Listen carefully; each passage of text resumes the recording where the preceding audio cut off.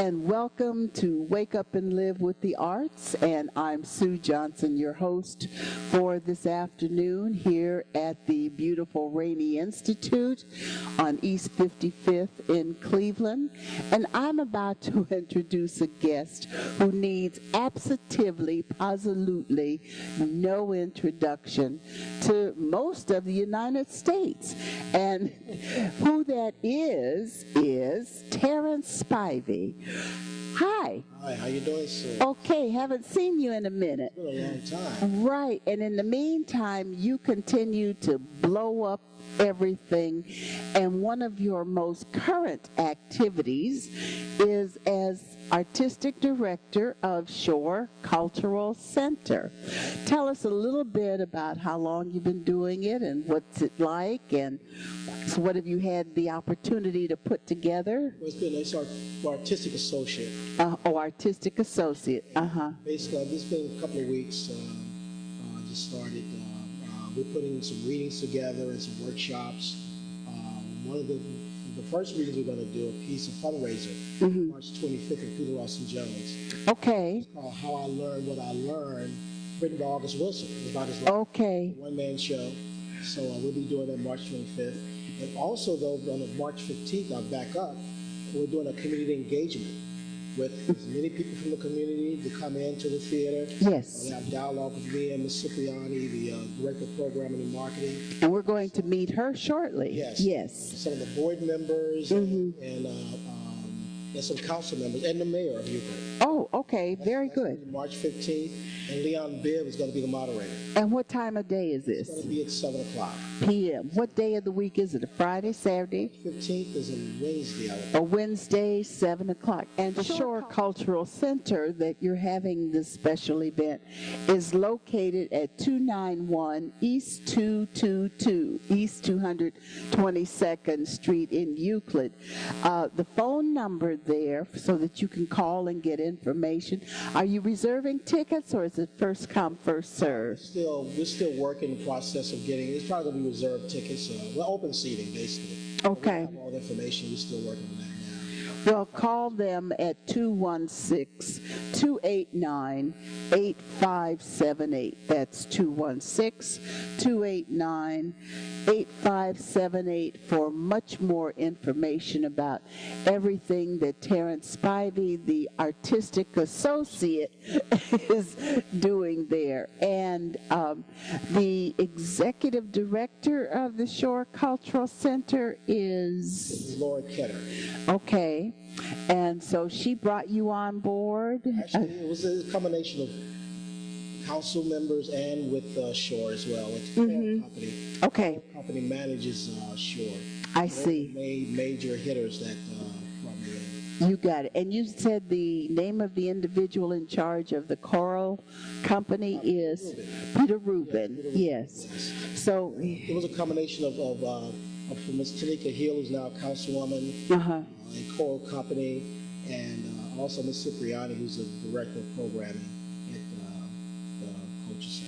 So these are arts-oriented folks who want to bring the Shore Cultural Center into the public eye and make it as well known as some of the other theaters around town. Now it's a little further out than the main part of the city, so you'll have to check the freeway access and East 222nd Street to get there. It's an old school building, a big old school building. Yes, so check it out. And you've got so many things going on. Before we meet, in addition to Chris Cipriani, we're going to meet two young ladies from Iowa Maple School who are unbelievable young creative artists. So, but Terrence, he just never stops. Even when he wasn't being the former artistic director at the other institution, he was busy around town, and now currently one of his upcoming projects will be Oh, it's going on now. It's Radio Golf. This shout out to Michelle Fay, who is in love with August Wilson. In fact, she went to Pittsburgh, with you. Yes. New Year's Eve. Okay. I'm straightening the postcard up. That's James McGilvray, our new videographer, who's giving Lester Bryant a well-deserved rest. So Radio Golf, it was August Wilson's last piece before his untimely demise. Yes. We've lost so many younger folks. It runs February 3rd to February 26th at the Ensemble Theater in Cleveland Heights, and it's on Washington Boulevard, the Ensemble Theater, and you can get information from them at 216-321-2930, and you certainly can get tickets at ensemble-theater.org, their website. Director from, here I go again, from Wisconsin, Minnesota. He directed here.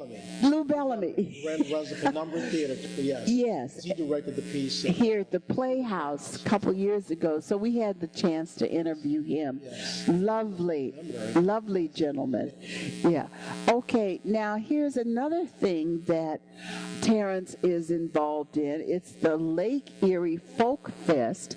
It too is Saturday, February 25th, and from 1 to 6 p.m. they've got free workshops, dances, jams, and many concerts. What are the jams? The jams? Yeah.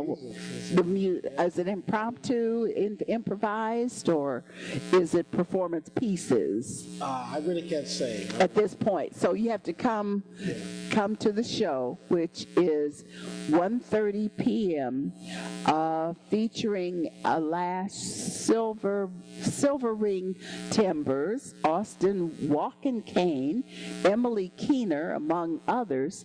So it's the Lake Erie Folk Fest, and it will be at the Shore Cultural Center. So tell us a little bit about that project. Well, Ms. Cipriani could probably be able to discuss that more. Even more? Okay. It's an annual out there. Okay. Now, another thing that you're involved in, do you sleep? Do you eat? Once in a while. I sleep, eat scripts, and you know. So, and you're driving around doing things. My mind, yes. Yeah. Now, this piece has gained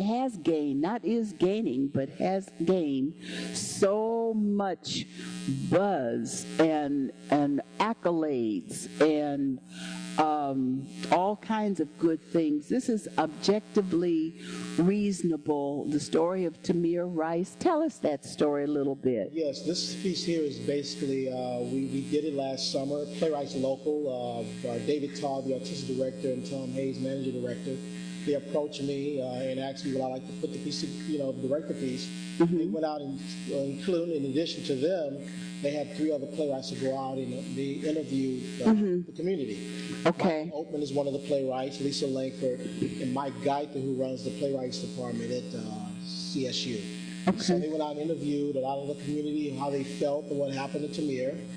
And we put it together. I got a lot of actors. I cast. I worked with the Caramel. We're reviving it now, and half of the cast is in the production. I got a brand new half. Okay. Which I also worked with. Yes. At Caramel House, and they're just as good. It's very powerful. It's very. I actually was enticed doing it in the direction of how the Black Arts Movement theater used to be back in the 60s. Yes, yes. The Rock Leroy Jones feel, where it's just them up on the stage dressed in black, and moving around and running. Yes. And it's very visceral. The dialogue, the monologues go across, very visceral as well. So there's a lot of movement in the piece. Okay. So it's gotten all kind of awards. For the 2016, it got the most significantly important award for 2016. That deals with social issues. So I'm very excited about it, and this is one of the reasons what kept me in Cleveland. And isn't this play being considered or has been done in a reading outside of town now? Well, yeah, we actually did it for national PR. We did excerpts of it. That was at the Idea Center, though. Okay. Sheila Martin. Yes. She came into town and heard about it and invited us. We did a couple of scenes. Do you think you might be at the next National Black Theater Festival? Who knows? Okay. You never know. We're set to go to Oberlin. Okay. March 12th, they booked it. Oberlin, the whole show. We're also going to be March 1st at Shaker Heights High School. They booked us. Okay. So it's been going to different places, bits and pieces of it. The whole piece is going to set to take off on its own. So. I'm worn out now. Okay, so the story of Tamir Rice is the young 12-year-old in the Lee Harvard Kennedy area of town who in the playground was shot by the police, and he was unweaponized. Yeah. He didn't have a weapon. Water gun. Well, he had a water pistol, but they didn't question, they just shot first. The play runs February 17th, so it just started, March 11th through March 11th, Thursday through Saturday at 7:30s, and Sundays at 2:30s. I'm putting an S on that on purpose. It will be held at the Creative Space at Waterloo Arts, 397 East 156th Street. And that is not too far away from the Cultural Center. Is that correct? Exactly. Okay. So a few blocks away. And be sure to get more information about the Playwrights Local at 216-302-8856. That's 216-302-8856. So when we were talking, Terrence and I, making arrangements for him to be a guest on this segment, I told him we were going to run out of time the way it's going because he just keeps at it. And so now you have had the privilege of being recognized by the General Assembly of the State of Ohio, the House of Representatives. Now, John E. Barnes Jr. is the congressperson in charge of the district where Tamir Rice was murdered. I mean, that's the way to put that. So you have tell us a little bit about this special award. Yeah, he basically, LinkedIn is amazing. He happened to be on my LinkedIn. So I post a lot. I'm always promoting anything or institution or what I'm doing. Because I learned from Peter Lawson Jones it's important to promote. Well, we know Peter. So he happened to see the things going on, with a piece called Booty Candy, which I did last March. They got one of the top 10 best plays of 2016 by Plain Dealer. Yes. The awards that the Tamir Rice piece they got. He said, whoa, all this stuff is happening. So he decided he wanted to honor the things that's been going on. Right. And he knew I was set to leave, and I decided to stay in the city. Yes.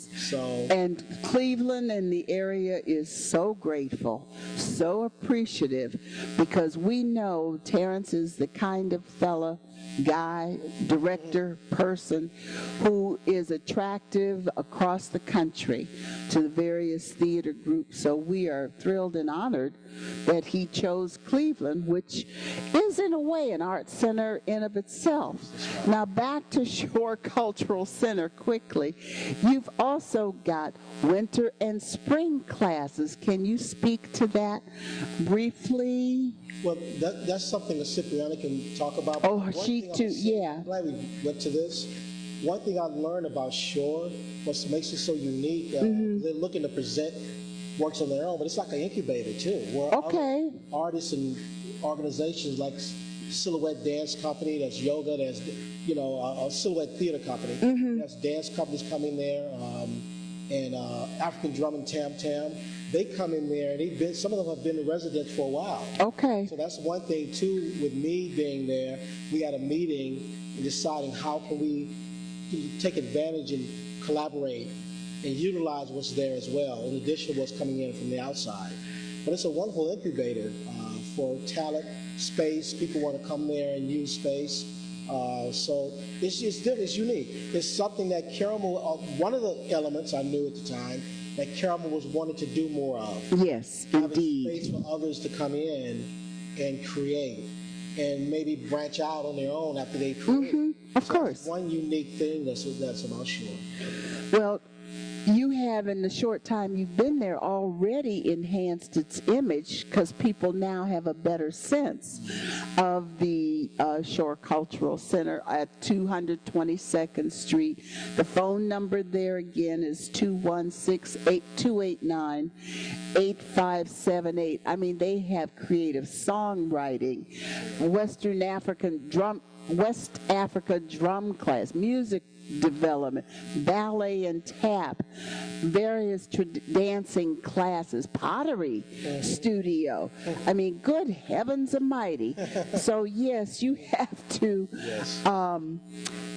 check them out to see everything. And now we're going to begin to wrap up your segment while we still got tape left for the young ladies with this article, which most of you who get a paper or Facebook have seen at this point, but this is the article that is promoting the documentary, 100 years, celebrating 100 years at Karamu, and now the live performance was Monday night. That was last night. Last night, yes. And it will be televised for those who didn't make it down to Idea Stream on WVIZ Channel 25, and it is on Friday this week at 9 p.m. Then again, if you're up all night, 1:30 a.m., and then on Sunday at 3 p.m. in the afternoon, and 11 p.m. February 19th, and 10 p.m. Tuesday the 23rd. So you have no excuse not to see this Karamu's rich story deserves more time. That's Vanessa Bell Calloway? Yes. That doesn't look like her. Okay. Well, we've got the wrap 2 minutes, but I want you to stay around so that you can introduce Chris Cipriani and the 2 young talents from Iowa Maple School, Kennedy Walker and Mila Alexander? Augustine, yeah. Mila Augustine Miller, yes. So stay tuned. We'll be right back.